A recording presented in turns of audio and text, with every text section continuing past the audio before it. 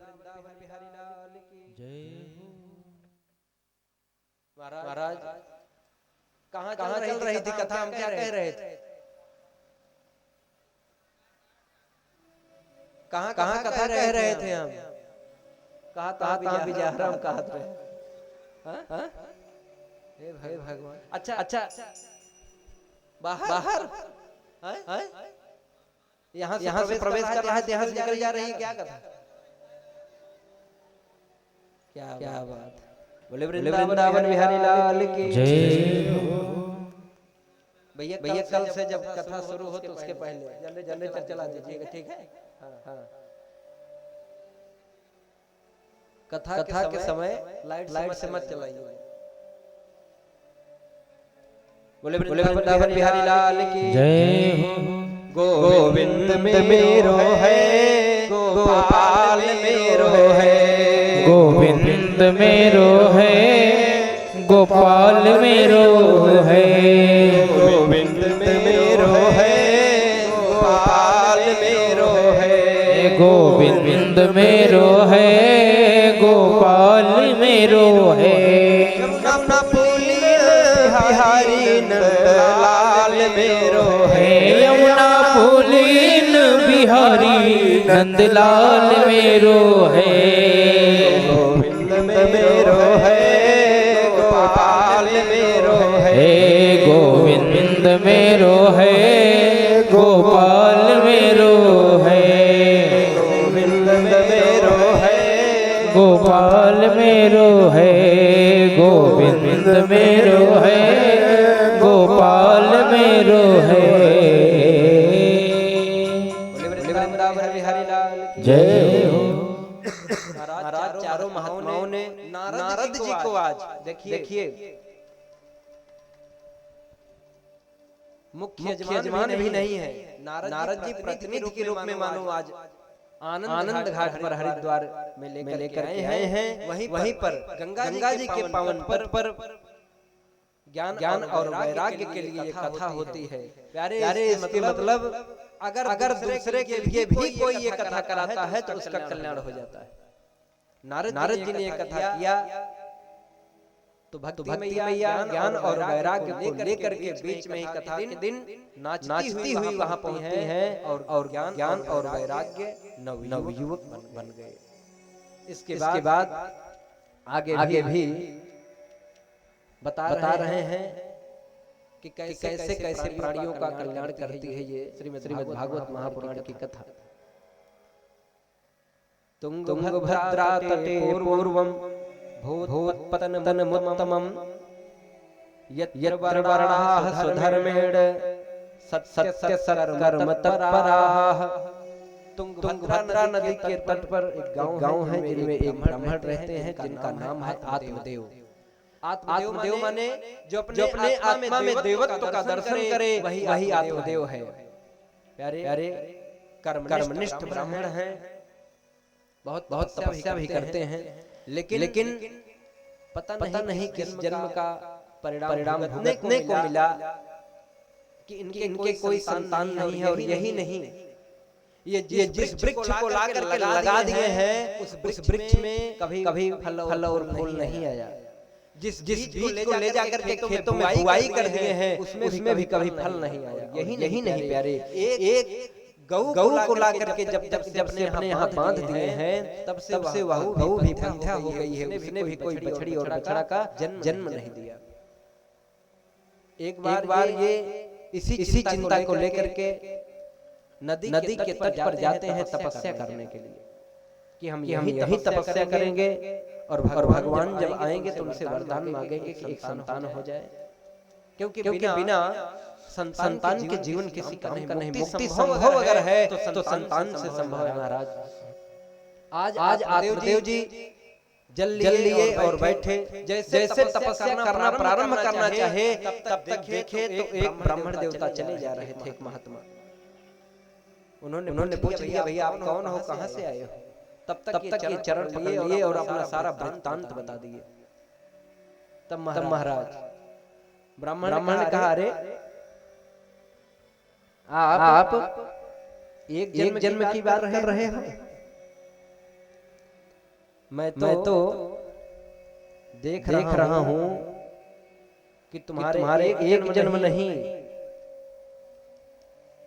सब जन्म अवधितो पुत्रो नैव च, एक जन्म नहीं सात जन्म तक तुमको पुत्र होने वाला नहीं है। संतान का सुख तुमको मिलेगा ही नहीं। मैं तुम्हारे मस्तक की रेखा को देख करके सब बात जान गया। प्यारे जैसे ही इतना सुनते हैं आत्मदेव जी, तुरंत उसी ब्राह्मण के चरण को पकड़ लिए। कहा महाराज अब तो एक काम करिए, अगर आप इतना जान सकते हैं कि हमारे 7 जन्म तक कोई संतान नहीं होगी, तब तो फिर अब आप कोई उपाय करिए कि हमारे संतान हो, और नहीं तो यहीं आपके चरण में अपना मस्तक पटक करके अपना प्राणांत कर दूंगा।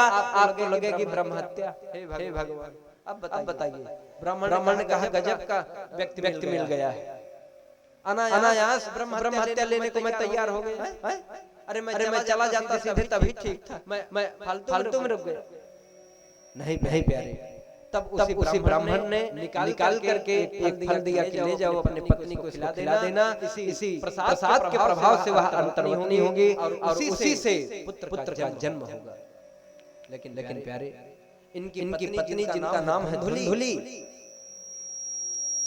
धुंधुली को पड़ोसन ने समझा दिया कि देखो बहन, अगर तुम फल खाओगी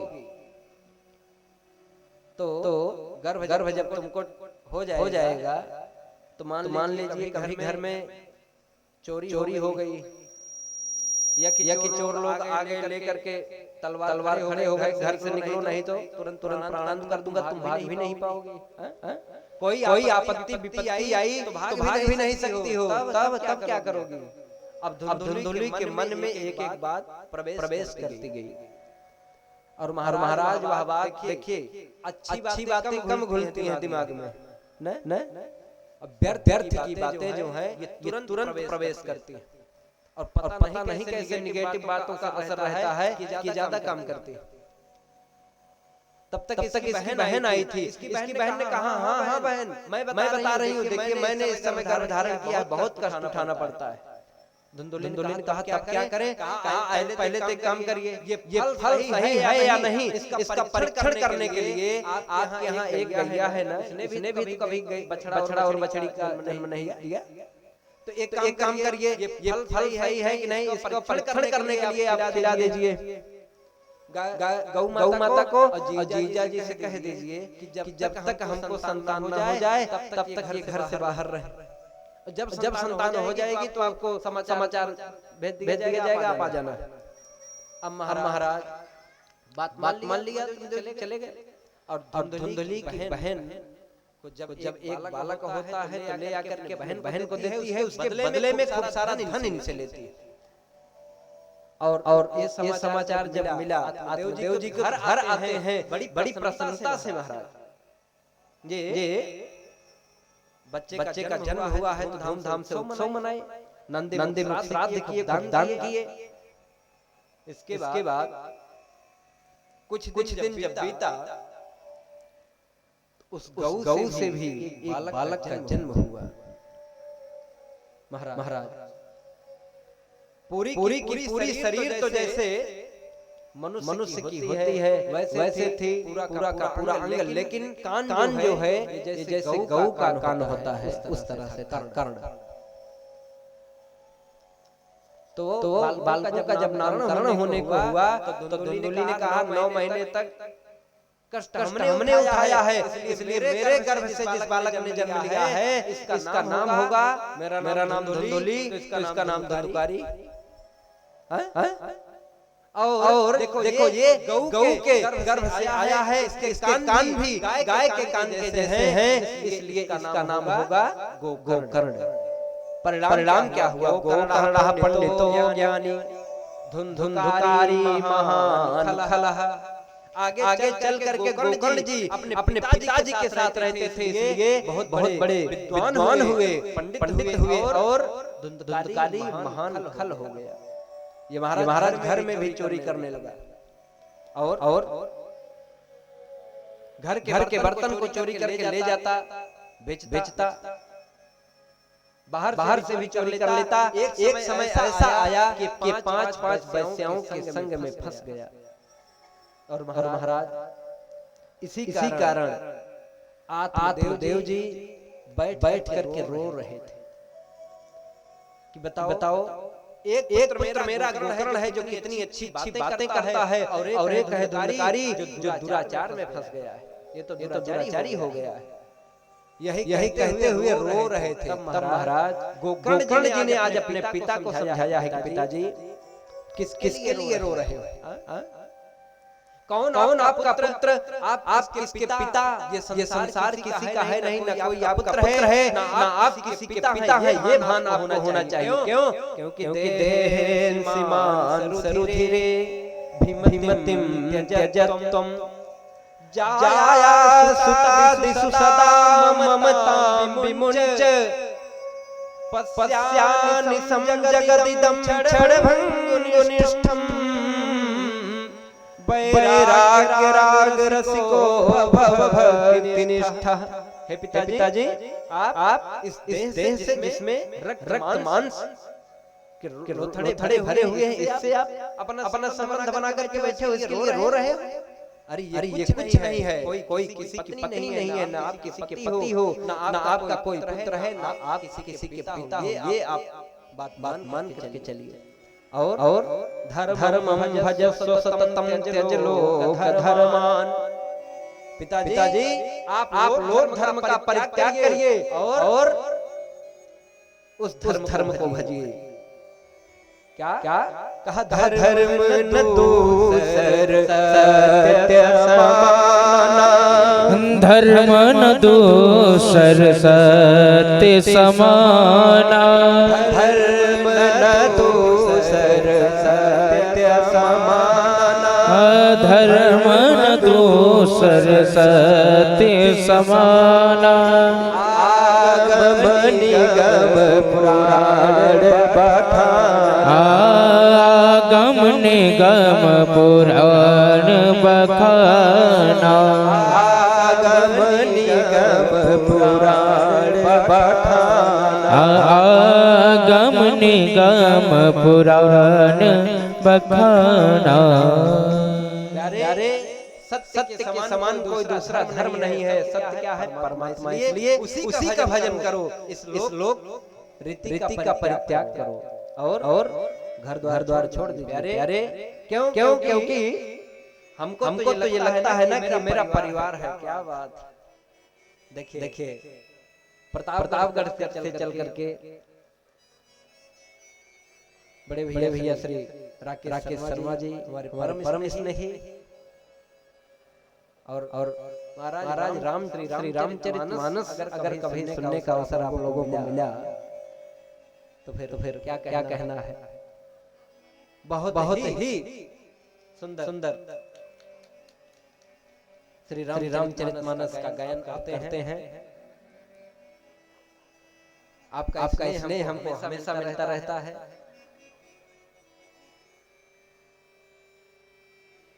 महाराज बोले वृंदावन बिहारी लाल की जय। संसार में जीव क्या करता है? अभी तो मैं पुत्रों के लिए कर लूं, अभी पत्नी के लिए मैं कुछ कर ही नहीं पाया ना। इसी चक्कर में ये होता है कि अभी नहीं, अब कर लेंगे, तब और में जीवन कब निकल जाता है ये पता ही नहीं चलता महाराज। इसलिए हमेशा एक बात का ध्यान रहना चाहिए कि हमारी उम्र एक पल ये घट रही है ना, लेकिन इसकी जानकारी हमको आपको है नहीं ना। कभी हम आप सोचते नहीं है कि हमारे जीवन से एक पल एक क्षण ये तो कम होता जा रहा है। हमको लगता है कि हम तो अभी बड़े हो रहे हैं, लेकिन प्यारे ये हमारा भ्रम है। ये सत्य नहीं है कि हम बड़े हो रहे हैं। हमारे जीवन से तो एक पल ये कम होता चला जा रहा है। हमारी आयु क्षीण होती चली जा रही है। इसलिए गोकर्ण जी आज अपने पिता को समझाते हैं। पिताजी पल पल बीती जाए उमरिया तो हो के खबरिया नहीं पल पल बीती जाए खबरिया तो हो के खबरिया नहीं बा। पल पल बीती जाए उमरिया तो के खबरिया नहीं पल पल बीती जाए उमरिया तो के खबरिया नहीं झूठी बजरिया तो के खबरिया नहीं माया के झूठी खबरिया तो के खबरिया नहीं बचपन को तूने खेल गवाया, बचपन को तूने खेल गवाया, बचपन को तूने खेल गवाया, बचपन को तूने खेल गवाया। आई जवानी क्यों इतराया, आई जवानी तो क्यों इतराया, आई जवानी तो क्यों इतराया, आई जवानी तो क्यों इतराया। हो गई टेढ़ी तेरी कमरिया, हो गई टेढ़ी तेरी कमरिया तो के खबरिया नहीं हो गई टेढ़ी तेरी कमरिया तो के कमरिया नहीं पल पल बीती जाए उमरिया तो के खबरिया नहीं पल पल बीती जाए उमरिया तो के खबरिया नहीं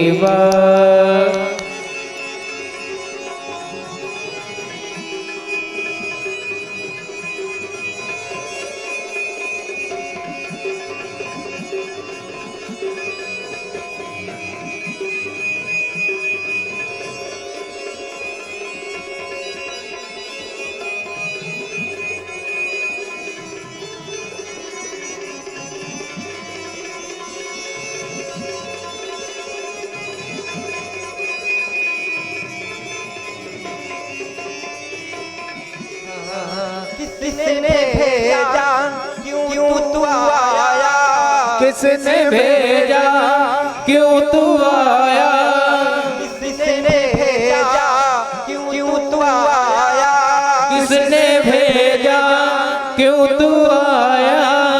कहाँ जाएगा क्या कर पाया, कहाँ जाएगा क्या कर पाया, कहाँ जाएगा क्या कर पाया, कहाँ जाएगा क्या कर पाया। कल की तुझ पे पड़ी है नजरिया, कल की तुझ पे पड़ी है नजरिया तो के खबरिया नहीं कल की तुझ पे पड़ी है नजरिया तो के खबरिया नहीं पल पल बीती जाए उमरिया तो के खबरिया नहीं पल पल बीती जाए उमरिया तो के खबरिया नहीं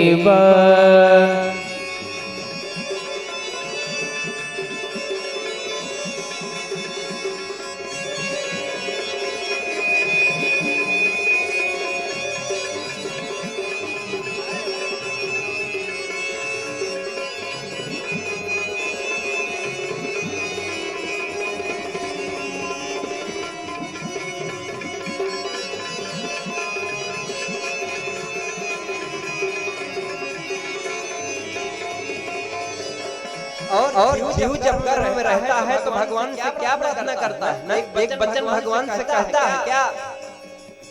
प्रेम का वादा किया भगवान से, प्रेम का वादा किया भगवान से, प्रेम का वादा किया भगवान से, प्रेम का वादा किया भगवान से, प्रेम किया जन से तन धन से, प्रेम किया जन से जन धन से, प्रेम किया जन से तन धन से, प्रेम किया जन से जन धन से।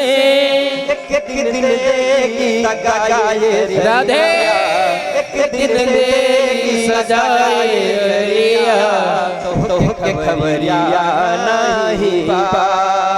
एक दिन देगी सजाए गवरिया, तो के खबरिया नहीं बा। पल पल बीती जाए उमरिया, तो के खबरिया नहीं पा।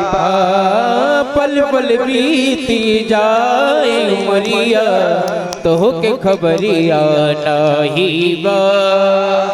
माया की बात झूठी बजरिया, तो के खबरिया नहीं पा। माया की बाई बजरिया, तो के खबरिया नहीं बा। माया की बात झूठी बजरिया, तो के खबरिया नहीं पा। माया की झूठी बजरिया, तो के खबरिया नहीं बा। तो के खबरिया नहीं बा, तो के खबरिया नहीं बा। जय हो। इसलिए गोकर्ण जी ने समझाया कि पिताजी सीमान से रुधिरे भीमतिम त्यजत्वम। जो ये रक्त मांस से बनी शरीर से आप मोह माया बढ़ा करके बैठे हो, इसका परित्याग करिए। धर्मम भजस्व संतम त्यज लोक धर्मान। धर्म का भजन करिए, कल्याण हो जाएगा। प्यारे प्यारे आत्मदेव जी आज पुत्र के द्वारा समझाए जाने पर तपस्या करने के लिए चले जाते हैं। श्री सूत जी महाराज सौनकादिक ऋषियों को बताए कि इसके बाद गोकर्ण जी भी धुंधकारी का अत्याचार बढ़ा। पांचों वैश्याओं को धुंधकारी जब अपने घर में ले आया, तो उसी क्षण गोकर्ण जी तीर्थाटन के लिए निकल पड़े। और महाराज एक समय ऐसा आया कि यही पांचों वैश्याएं जो हैं, एक दिन धुंधकारी को स्वयं मार करके रात्रिकालीन वेला में, और कैसे मारी है पता है? लोहे को गरम करके इसके मुख में कपड़े को भर देती है और ठूस करके इसको मार देती है। इनका सब धान्य लूट करके चली जाती है। महाराज ये पांच वैश्या है जिससे सबको बचना चाहिए। सब रूप स्पर्श गंध और रस, ये पांच वैश्याएं ऐसे हैं जो जीव अपने जकड़ करके रखती हैं। महाराज शब्द रूपी भोक्ता कौन है? ये है कान। कान जो है ये भगवान का भजन कम सुनना चाहता है, अपनी प्रशंसा ज्यादा सुनना चाहता है, या कि दूसरे की बुराई करिए तो ज्यादा श्रवण करना चाहता है। ये शब्द रूपी भोक्ता है कान। और आंख ये भगवान का दर्शन नहीं करेगी, ये सांसारिक दर्शन करना चाहती है। इसलिए एक वैश्या ये भी है। और महाराज एक वैश्या है स्पर्श का मतलब त्वचा न जो आंतरिक अंगों की सुरक्षा के लिए हम लोग क्या करते हैं। इसलिए इससे भी बचना चाहिए। और एक वैश्या है गंध। ये कौन है? नासिका। ये भगवान के भक्तों के चरण के रज की सुगंध नहीं लेना चाहती है। तो महाराज बढ़िया आजकल क्या चल रहा है? हो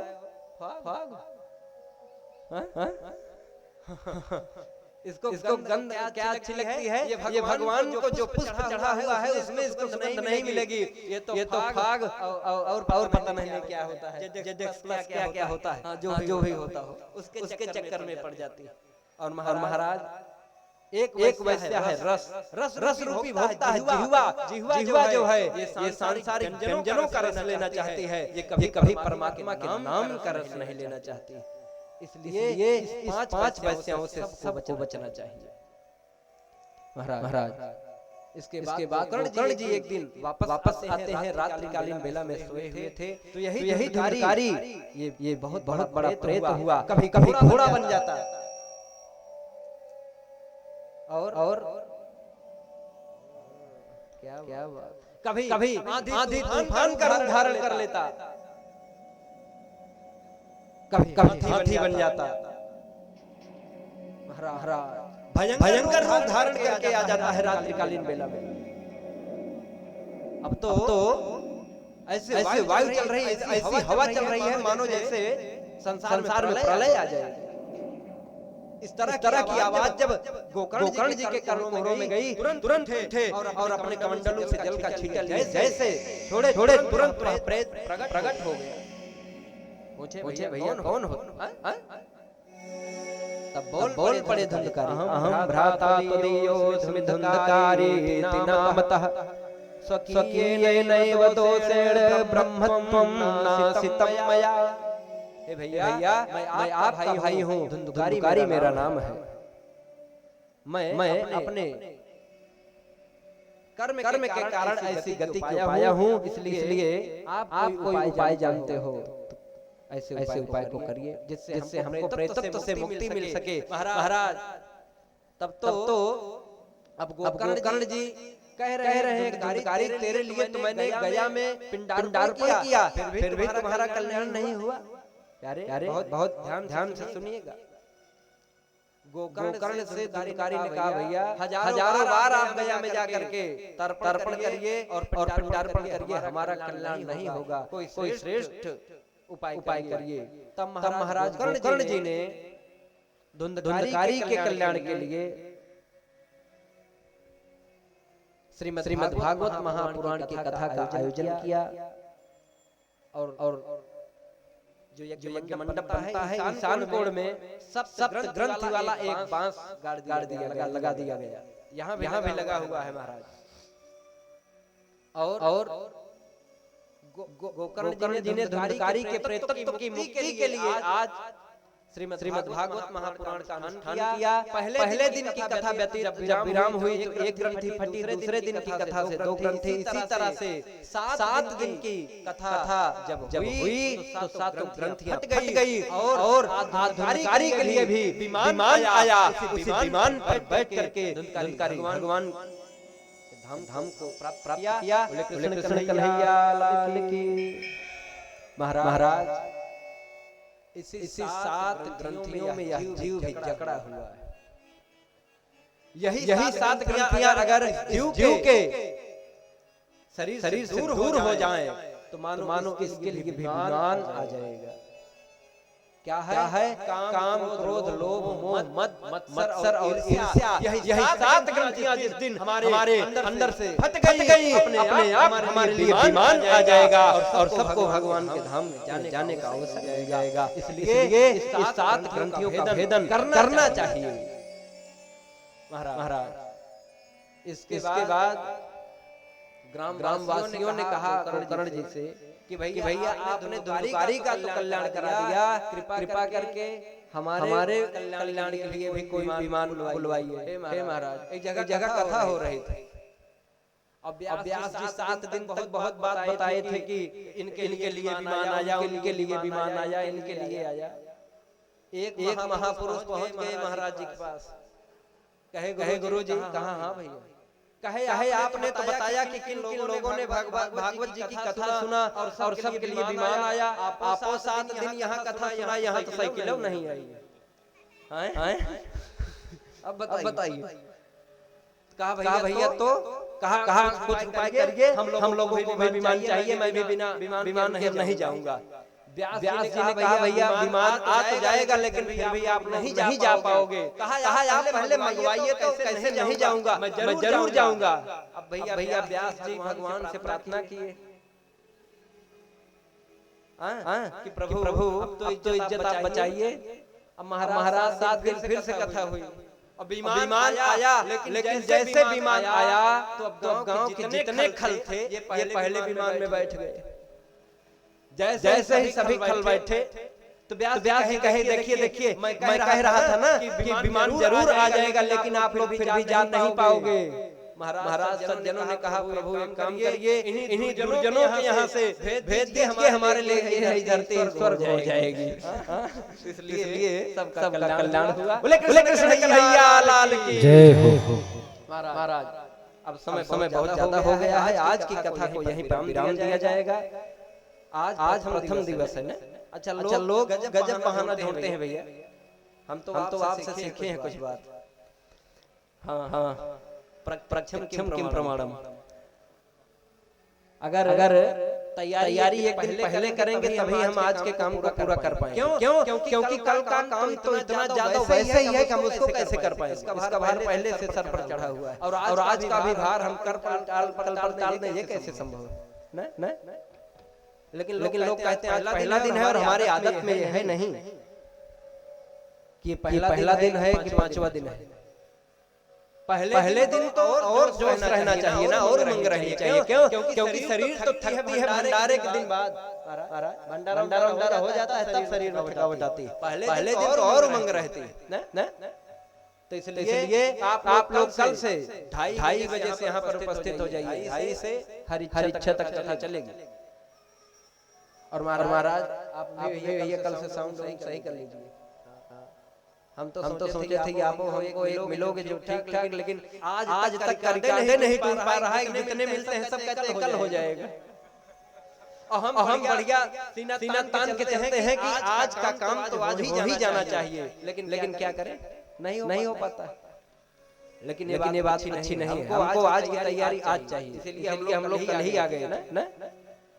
हाँ, तो कल से अब ये ना हो कि अब कल आज वाला काम अभी कल बजा कल सुबह 4 बजे से माइक से पाठ प्रारंभ हो जाएगा। उसके बाद 11:30 तक पाठ चलेगा। फिर 2:30 बजे से श्रीमद् भागवत महापुराण की पावन कथा फिर सुने और अपने साथ आए तो 1, 2, 10, 20 जितने श्रोता ज्यादा से ज्यादा ला पाए जरूर लेकर के आए। स्वयं कथा सुने, दूसरों को भी श्रवण कराएं और अब आरती की तैयारी की जाए। आइए 2-4 बार भगवत नाम संकीर्तन, उसके बाद फिर आरती और बिना प्रसाद लिए आप लोग नहीं जाएंगे। कल समय से कथा में आने का प्रयास करें। बोले वृंदावन बिहारी लाल के। बता दीजिए। जी जय श्री राम। महाराज जी से सम्मान प्राप्त करने की श्रृंखला में श्री चिंतामणि पांडे जी मंच पर आए और महाराज जी से आशीर्वाद प्राप्त करें। चिंतामणि पांडे ब्रिज बिहारी मिश्रा जी, श्री राकेश सिंह बाबा जी,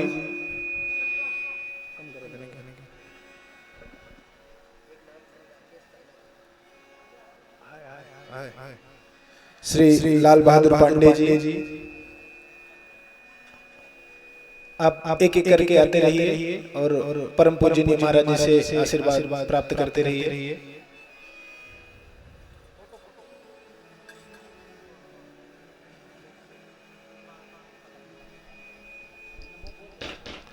श्री राकेश शर्मा जी, श्री बिगल पांडे जी, श्री अतुल शुक्ला जी, श्री आशुतोष त्रिपाठी जी, श्री धर्मेंद्र प्रधान जी, श्री हनुमान त्रिपाठी जी एवं मित्रगण, श्री अखिलेश मिश्रा जी कप्तान जी, जिन भी सज्जनों का नाम लिया गया है वे सभी एक करके महाराज श्री से आशीर्वाद प्राप्त करते रहें।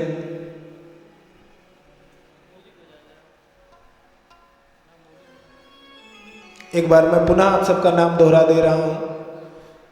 श्री चिंतामणि पांडे जी, श्री ब्रिज बिहारी मिश्रा जी, श्री राकेश सिंह बाबा जी, श्री लाल बहादुर पांडे जी, श्री अखिलेश मिश्रा कप्तान जी, श्री राकेश शर्मा जी, श्री बिगल पांडे जी, श्री अतुल शुक्ला जी, श्री आशुतोष त्रिपाठी जी, श्री धर्मेंद्र प्रधान जी, श्री हनुमान त्रिपाठी जी और श्री हनुमान त्रिपाठी जी के मित्रगण। अच्छा।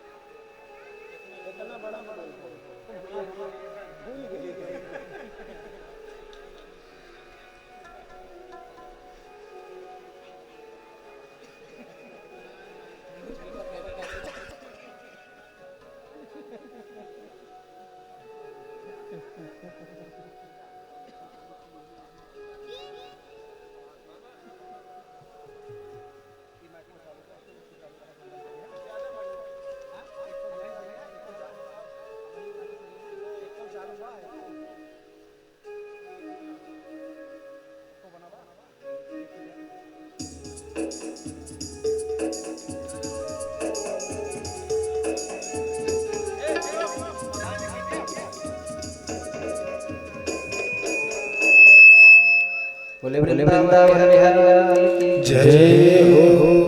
क्या बात hello hello hello hello.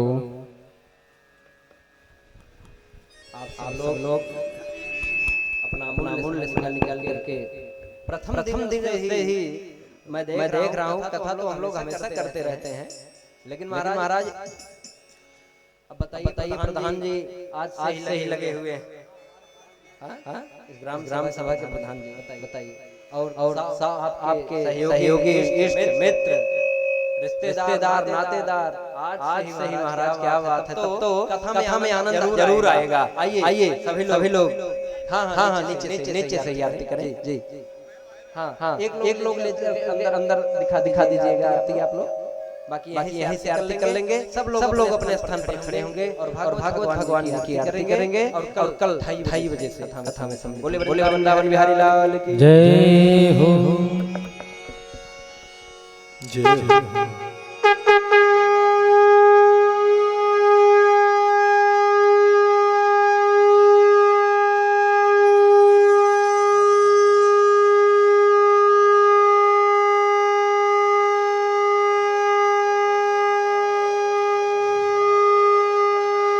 Om Hari ओम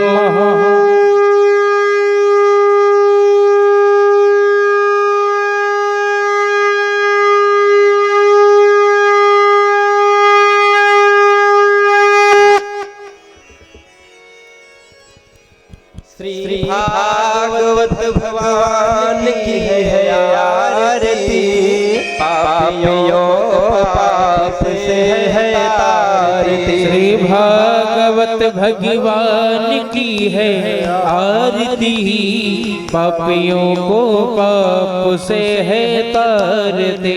श्री भागवत भगवान की है आरती, पापियों पाप से है तारती। श्री भागवत भगवान की है आरती, पापियों को पाप से है तारती।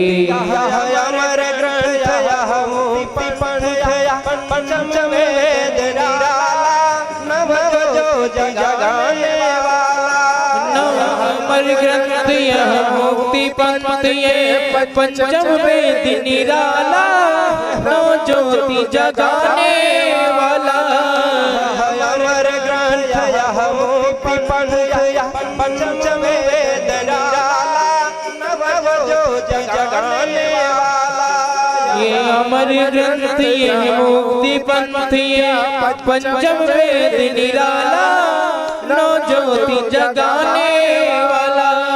हरि नाम यही है हरि धाम यही, हरि नाम यही हरि धाम यही, हरि नाम यही है हरि धाम यही, हरि नाम यही हरि धाम यही।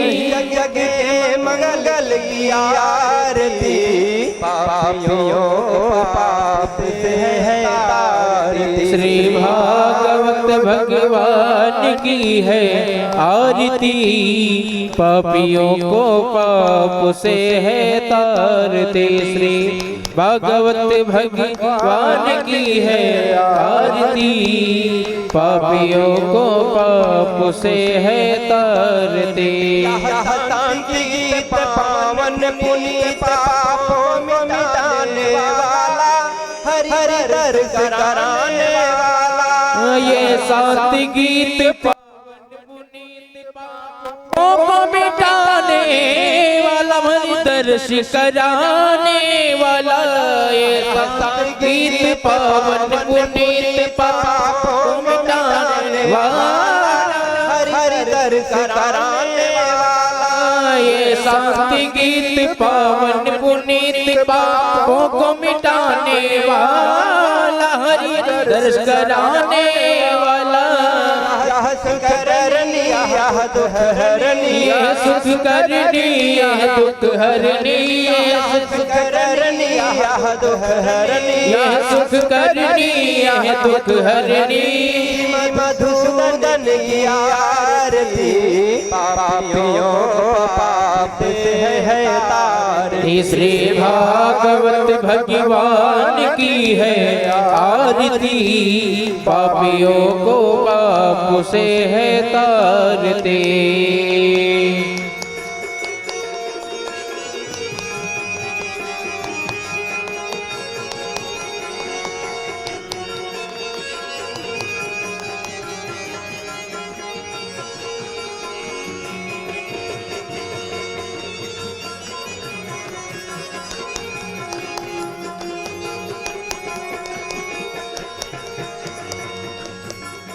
यह मधुरोल जग पंथ खोल सतमार्ग दिखाने वाला, बिगड़ी को बनाने वाला। यह मधुर बोल जग पंथ खोल सतमार्ग दिखाने वाला, बिगड़ी को बनाने वाला। मधुर बोल जग पंथ खोल सतमार्ग दिखाने वाला, बिगड़ी को बनाने वाला। ये मधुर बोल जग पंथ खोल सतमार्ग बताने वाला, बिगड़ी को बनाने वाला। राम यही घनश्याम यही, श्री राम यही घनश्याम यही, राम यही घनश्याम यही, श्री राम यही घनश्याम यही। प्रभु महिमा की आरती, पापियों पाप से है तारती। श्री भागवत भगवान की है आरती, पापियों को पाप से है तारती। श्री भागवत भगवान की है आरती, पापियों को पाप से है तारती। श्री भागवत भगवान की है आरती, पापियों को पाप से है तारती। कर्पूर गौरम रुणावतारम संसारतारम भुजगेन्द्रहारम सदा वसन्तं हृदयारविन्दे भवं भवानी सहितं नमामि। त्वमेव माता जपता त्वमेव, त्वमेव बन्धुश्चाता त्वमेव, त्वमेव विद्या द्रविणं त्वमेव, त्वमेव सर्वं मम देवदेव, त्वमेव सर्वं देव। हरे राम राम राम हरे हरे, हरे कृष्णा कृष्ण कृष्ण हरे हरे, हरे राम राम राम हरे हरे, हरे कृष्णा कृष्ण कृष्ण हरे हरे, हरे राम राम राम हरे हरे, हरे राम राम हरे हरे, हरे कृष्ण कृष्ण कृष्ण हरे हरे कृष्ण कृष्ण कृष्ण हरे हरे, हरे राम राम राम हरे हरे, हरे कृष्ण कृष्ण हरे हरे। श्री भागवत भगवान की है आरती, पापियों को पाप से है तारती। श्री भागवत भगवान की है आरती, पापियों को पाप से है तारती। श्री भागवत भगवान की है आरती, पापियों को पाप से है तारती। श्री भागवत भगवान की है आरती, पापियों को पाप से है तारती। पापियों को पाप से है तारती, पापियों को पाप से है तारती।